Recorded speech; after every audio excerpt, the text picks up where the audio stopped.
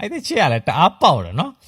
ဟိုအဓိကတော့ comparison ပြောချင်တာပါတချို့တွေကြတော့လဲ club တို့ဘာတို့သွားတော့မှငါတို့ကအဆင့်မီတာတို့ပျော်ရတယ်တို့တဲ့ငါတို့က K ရှူမှတော့ငါတို့က E ရှူမှတော့ငါတို့က Shaky 2မှပျော်ရတယ်လို့ငါတို့ကဆေးချမှပျော်ရတော့မဟုတ်ပါဘူးကျွန်တော်ပျော်ရွှင်မှုဆိုတာကသူ့ data နဲ့သူ့အကြိုက်နဲ့သူပေါ့နော်ဥပမာထားပါတော့မြန်မာပြည်ကြောက်စိမ်းတီးတဲ့ဆိုင်းကိုဦးစော်ဝင်းတို့ကြိုက်တဲ့သူတွေသွားပေးနားထောင်ကြည့်တယ်သူတို့ဘာပြောအဲ့ဘယ်လိုဘာတွေမှလည်းမသိဘူးလို့ပြောမှာပေါ့နော်တို့ပေတော့ညာလဲကျွန်တော်တို့မြန်မာတန်စင်မြန်မာဆိုင်းကိုကြိုက်တဲ့ဟိုးကျွန်တော်တို့အဖိုးတွေဘာတွေကိုဦးစော်ဝင်းထုတ်ရဲ့တခြင်းကိုသွားနှပေးနားထောင်ကြည့်လိုက်ပေါ့နော်ဆိုတော့သူတို့ဘာပြောမလို့ဆိုတော့မင်းတို့ခေကွာဘာတွေမှမသိဘူးဆိုပြောမှာပဲဆိုတော့ပြောချင်တာကတော့လူတိုင်းကသူ့အကြိုက်နဲ့သူဆိုတော့ဆိုလို့ချင်တာပေါ့နော်ဆိုတော့ဒီမှာဆိုလဲ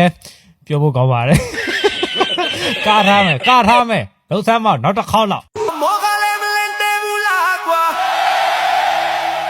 အိမ်လိုလဲမရဘူး